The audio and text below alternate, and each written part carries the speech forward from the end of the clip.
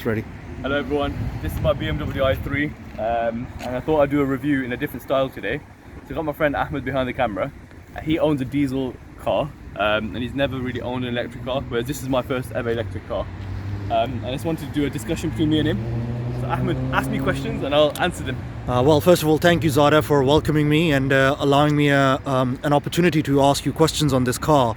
Of course, I'm sure you guys who are listening would have a lot of questions. So I just want to start with the first question. How long, of course, we're standing right next to a charging port. So I just want to ask you the question, how long does it actually take to charge? So if you're on the motorway, it takes about 40 minutes. If you're somewhere like here or at home, it's about 4 hours. Why is there a disparity? So on the motorway, you have a chunky connector. If you come here, Sure.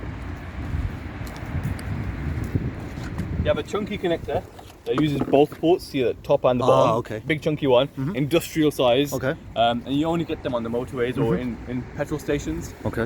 Which is why you get to charge quicker, but it generally costs like significantly more. Whereas something like this is only a small socket, so a little socket, and it's a single wire, and it goes to only the top. Okay. And that, I mean, for example, here in Asda, it's free actually. And then, And at home, it's practically so when free you as have two sockets, it charges quicker, so you get there in 40 minutes. Yeah. So how long do you have to wait for this one? 4 hours. 4 hours. Yeah. Okay, and let's talk about the cost from that case then. So what's the first of all, what's the mile range on this, and how much does it cost here versus in 40 minutes? Mine is I need to get closer. Mine is a 94 amp hour, which is about 33 kilowatts, and that gets me on the motorway. It gets me about 85 miles, maybe 90 miles, if I drive in at 70 miles per hour.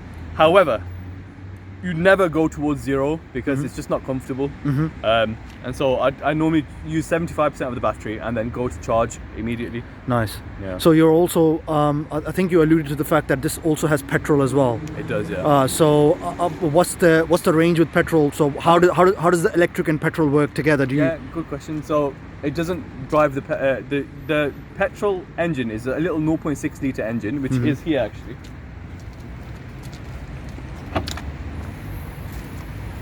So it's just under here. Show me, please. There it is. You can see it just there. Okay. And that is a motorbike engine. Oh wow. Okay. I think they used to have. I think they chop a motorbike engine in half and ram it in there because BMW makes motorbikes, don't they? And essentially, all it does is generate electricity so that you can continue on your journey rather than moving the car. So if you press the button to turn on the generator at 25%, ideally you'll finish your journey at 25%, regardless of how far it is. Makes sense. Keep adding petrol and it stays at 25%. Nice. Yeah. And how fast can we go on in petrol versus electric? There's no change in speed. Okay. However, if you put your foot down and go at 90 miles per hour, then instead of staying at 25%, it can't handle it and it will drop maybe 1% every couple of minutes. Okay, so 1% every couple of minutes. So if I was to say standard on motorway going at 70 miles per hour, then it should stay pretty much at 25%. 25%. Okay. Yeah, so time how you long boost would it it a little last? How long would it last going at 70 miles per hour on the motorway? Say from full charge. Yeah. How long does it It last doesn't for? do that great, so it does about 60 miles or so. Is there a variation where you can get a long range version like you get with Tesla? So the BMW i3 in the UK current, so it's 2020 at the moment, and it starts at about £11,000, and that's for the 24 kilowatt hour version, which is also known as a 60 amp. Okay. 60 amp hour i3. Come closer so you can hear me. Sorry. It's fine. Let it go. Let yeah. him go. Someone's getting the groceries. But anyway, a 60 amp hour version, which goes about 2/3 of what I do. So if I get 90 miles on the motorway, it will get completely and utterly, it'll get 60 miles on the motorway. Okay, Yeah. 60 miles. Yeah. That's horrible. Exactly, Can I say so? But that's why it's cheaper, isn't it? And then my one is starts at about £16,000 used, and it will be like I mentioned, the numbers I mentioned. And there's an even newer one, which is 120 amp hours, which is equivalent to 40 kilowatts, and that'll get another couple of 30-40 miles. So Okay. about 100. No. Charge my car. About 130 miles on the motorway, which is not bad really. Do you want to repeat that so we can take that off? Because Okay. yeah. So there's 3 types of BMW i3s at the moment. in terms of battery size. So there's a baby one, which is about £10,000, £11,000 on Auto Trader, and that is 24 kilowatt hours, also known as 60 amp hours, and that gets about 60 miles on the motorway. Nice. From 0 to 100, like completely cranking it out. Some people say higher, some people say lower, but that your mileage may vary. And then you get my one, which is the middle one, which is 33 kilowatt hours, also known as 94 amp hours. I think that's how they promote it on BMW, which does, like I said earlier, about 90 miles from 0 to 100. But again, you have to remember, you're not really desiring to get it at 0. You want to charge it maybe at 25%. Okay. Simply because it's not comfortable driving at 0, because you're completely reliant on a 0.6 litre engine. Makes sense. And it's going to be like what you're doing basically. Okay. And the third option is 120 amp hours, Nice. also known as 40 kilowatts. Nice. And that will do about 130 miles on the motorway at 70 miles per hour. That's very good. If you drive slower, you'll get a lot longer. But the caveat is, the first two I mentioned have a petrol engine, the third one doesn't. Yeah, and so you completely rely on the batteries. And that's great if you have a Tesla, because Tesla has this brilliant network, whereas in the UK at least, the charging network for a non-Tesla car is absolutely rubbish. Yeah. Just as an example, I came from Somerset earlier, and I normally have two chargers next to each other that I use. So one motorway stop, there's a charger halfway down, and then the next motorway stop, in case that one doesn't work, I use that as a backup. So the first charger I went to, it didn't work, and the second charger I went to was already being used. So in 15 miles of motorway, there's 0 chargers I can use. And do these batteries, different versions of batteries, charge at the same rate or charge at different rates? As far as I understand, they charge the same rate. Same rate. Yeah. Okay, fine. So talk to me about some features of the car. What makes this car stand out, and who is this car really for? Who's this car designed for? I mean, we live in the Midlands. It's in the middle of UK, which has a radius of about 30 miles, 40 miles. So if you're gonna go from Birmingham to Wolverhampton to maybe even neighbouring cities. Neighbouring cities, that's a brilliant way of putting it. At least in the UK, the cities are pretty close to each other. Then that's great. And it'll literally be, it's probably the best car you can get for that. I can't think of a better car. Okay. At any price So range. inner city driving, this is perfect. Because it's better than a Tesla for the reason that it's smaller and narrower. Yeah. And so you get the advantages of the Teslas, like reliability and blah blah blah. Not that they're that reliable, but Tesla's the electrical nature of the car, essentially.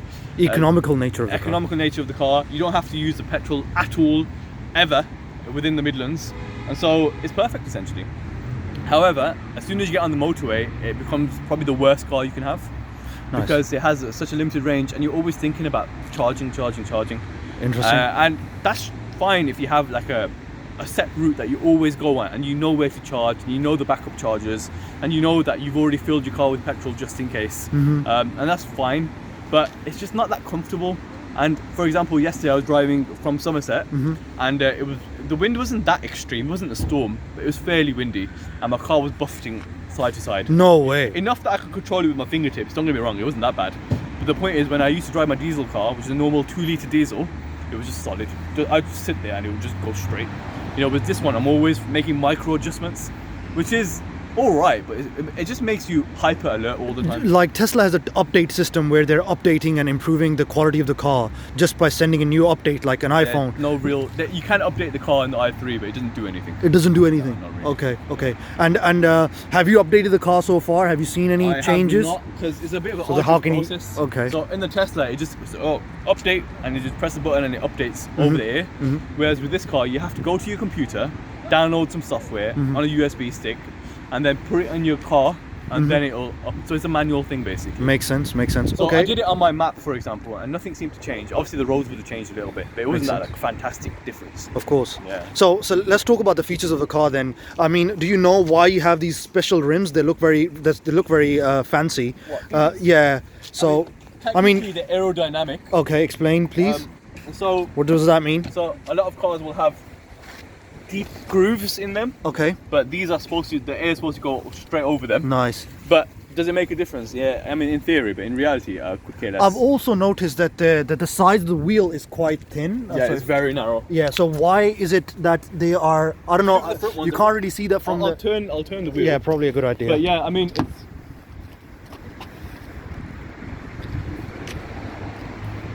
Okay.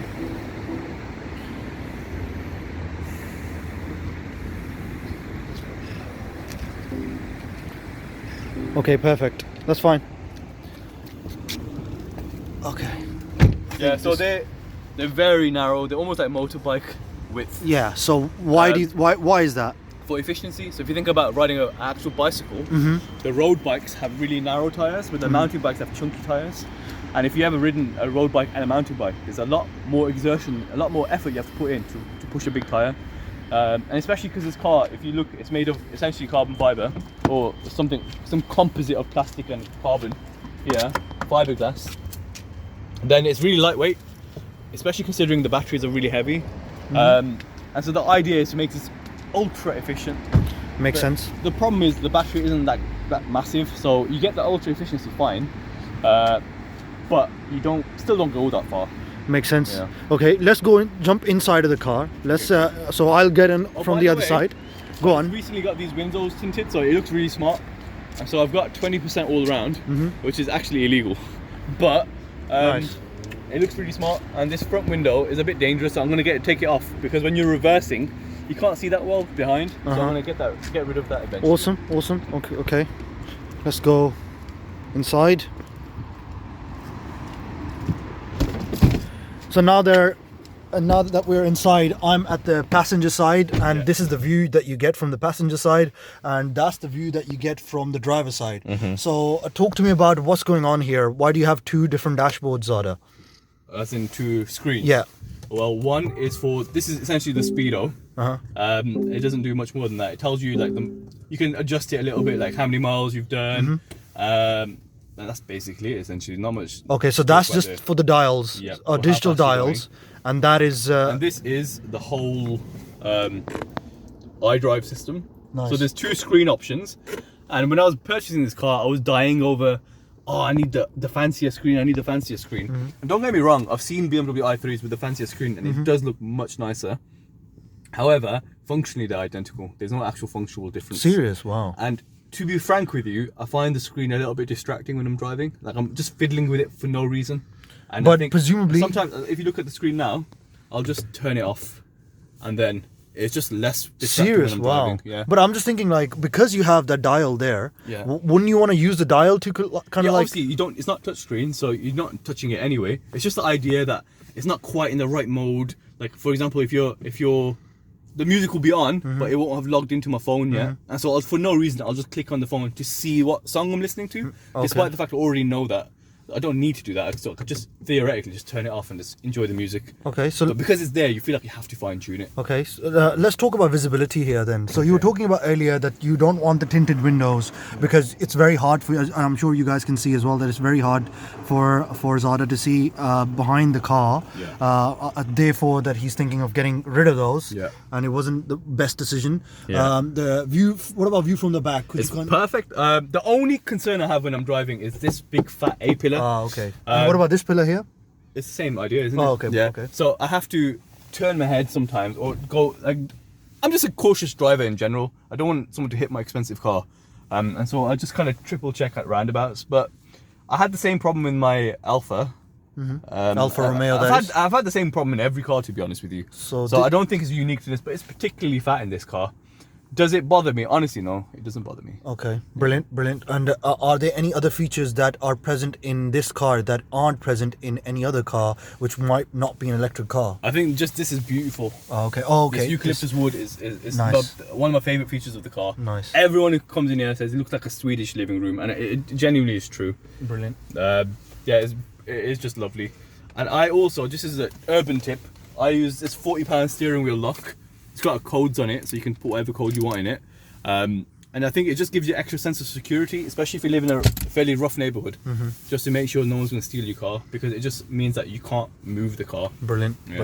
I also noticed, is there plenty of passenger space in the back? Yeah, there's plenty of passenger space in the back. Ignore the mess, sorry about that. We had kids in the back before. But yeah, I mean, you've sat in the back. What do you think? You want to sit in the back right now? Oh, yeah, let's do that. Let's go do that. Oh yeah, actually that's a feature as well, isn't it? Because there's a wait, don't do that. Don't show. I want to show this.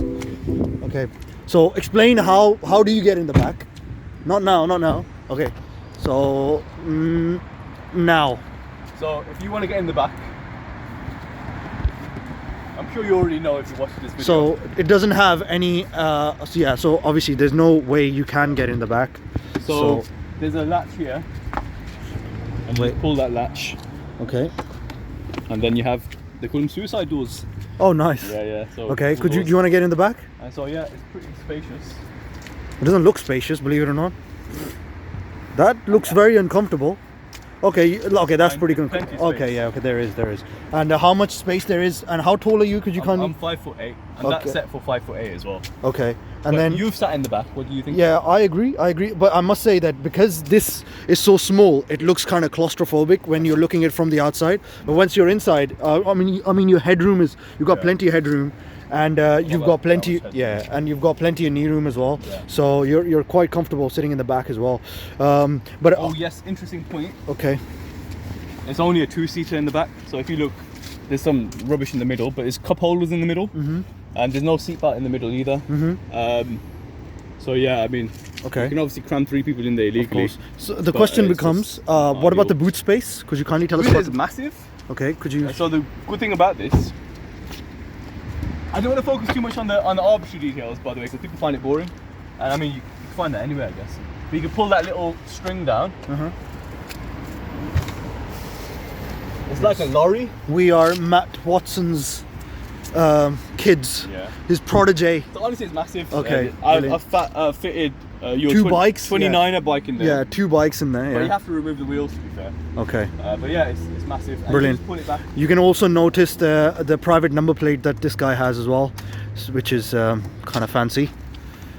I don't know what he's doing right now, but Just a tip. Just like a a tip. handbag string Handbag. thing. And it's just useful because you can strap things in without it falling around. okay, And I've taken the parcel shelf off because I just didn't like it. brilliant. Okay, last question then. Do you like the car, and would you recommend it, and can you give it a score out of 10? That's a 3-parter question. Yeah, I actually don't want to finish the review here because there's a few more things I want to talk about. Really? Okay. But I do. Bloody 17 minutes? Who the hell's going to listen to I love the car for town. I hate it on the motorway. Okay. And so I'd give it a 6 out of 10. 6 out of 10. Okay. Money well spent. If you had the same amount of money, would you buy the same car? It's a hard question because I'd rather get a Tesla, honestly. But not for the same money, But though. You can't get a Tesla for 15 grand. Exactly. I'd actually probably get a BMW 330e Okay. because I end up using a bit of petrol here and there on the motorways. But 330e is horrendous. 330e. It's worse than this. The 330e is brilliant around town for 20 miles only, whereas this will do about 100 miles around town, and 80 on the motorway, 90 on the motorway. So yeah, I mean, I probably would get it again, but Just because you don't have any other options, that's because why. at 15 grand you don't have any other options other than to kind of ruin the environment, I guess, or catch the bus. And you can always sell it later, so it's not like it's 15 grand and that's it. You're never gonna get That's it back another again. point I was going to ask you as well. What's the resale kind of value? Is it able to retain its value, Yeah, or? I think it's actually gained £1,000 value since I've got it. Oh wow! Yeah. Okay, brilliant. And a lot of people don't do high mileage on their cars. So this car is on 74,000 miles. So Wow. that's pretty high, and it hasn't shown any signs of battery degradation.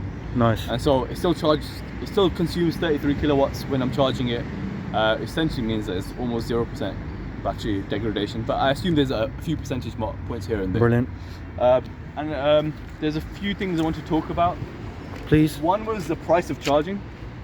So I thought we went through that. no, we talked about how fast it charges, but not Okay. what the price is. Go on. So to charge it at home at night tariffs, so you'll know about this if you know about electric cars. You can get day tariffs and night tariffs.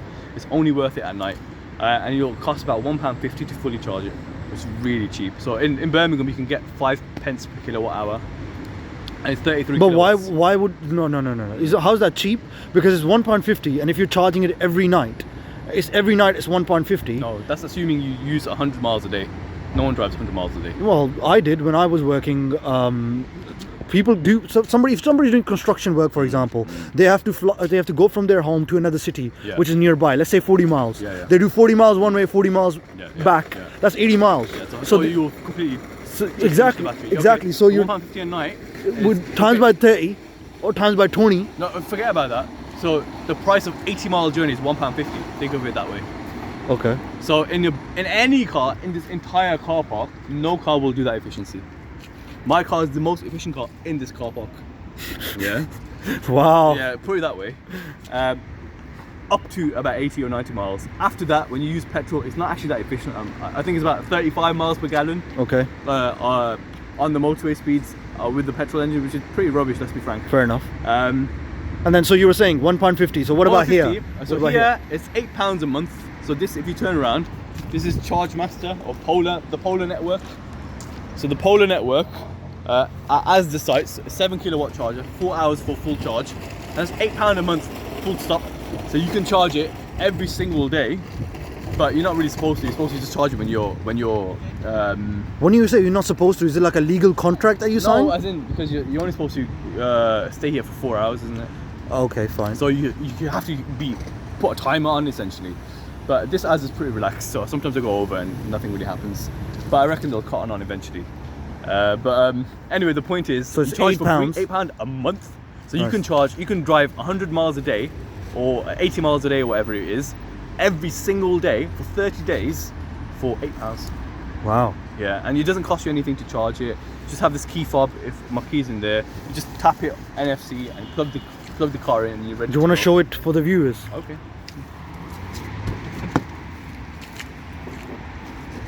So this has a little NFC card here. That's one way of doing it. You can also have a separate credit card, which is the same idea, just whichever one you fancy.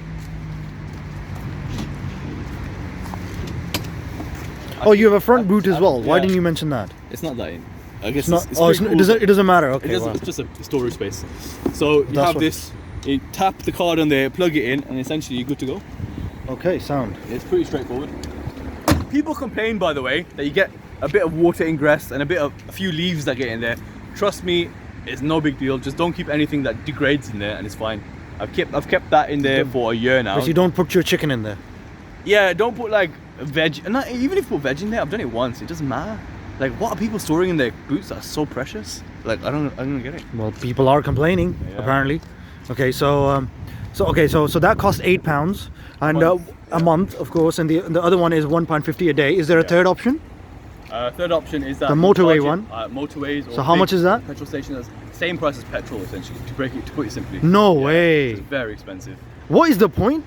That is the point. Is to not rely on them.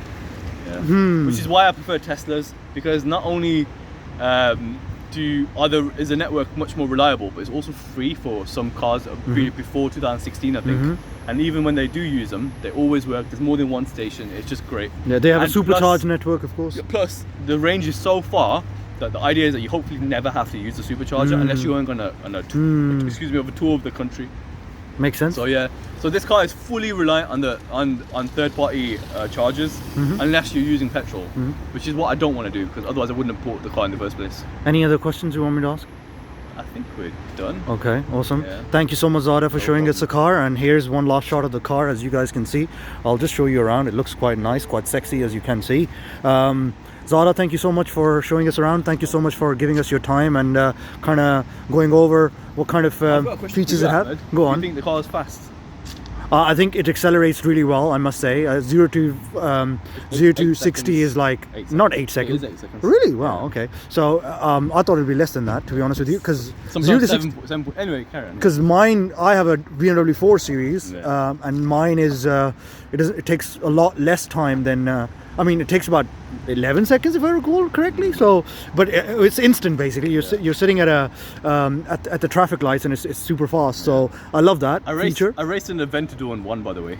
But I don't think the Aventador knew that they were racing. I don't even know why would you even try that, but well done for trying. Thank you so much, guys. I'd say it's about as fast as a Golf R. Oh wow, okay. I actually have raced a Golf R up to 50 miles per hour, and then I was pulled off. Yeah. But at 50 miles per hour, they were pulling ahead of me. I have a question. Do you think the 96 miles per hour, this top speed, is it electronically set to that, or can it actually exceed it? It's electronically set to that, but the motor's only a little baby motor, isn't it? Yeah. So, okay. Fair. And the batteries would take a lot of a beating. How many batteries does it have again? 2? 33 kilowatt hours. No, how many batteries? Just one. Tray of batteries. Oh, one tray. That's in the chassis basically. Underneath it. Is it 4-wheel drive or is it like? It's a rear wheel drive. It's a rear wheel drive car. All right. I think all of my questions have been answered, and I'm sure you found this review useful, guys. I really appreciate if you guys like, share, and subscribe to this channel. Sorry. Oh, Jesus Christ. One thing a lot of people ask is how does it drive in the snow or in the wet? And Okay. honestly, it's not an issue. Like I wouldn't drive in the snow in general anyway. What about slippery, icy road? But I mean, I've driven it for a year now, especially on the motorways, and never once has lost traction. The only Okay. time it's ever lost traction is over a speed bump. You know, Oh, little okay. tiny speed bumps like that. Yeah. It kind of got a bit confused for a second. But I mean, just don't bomb it over speed bumps and you should be all right. Brilliant. Thank you so much for giving us your time, Zada. I really appreciate it. Please like, share, and subscribe to this channel. And if you have any questions, just drop them in the comments below. And yeah, Zada, and from me, it is goodbye. Thank you so much. Take care. Bye.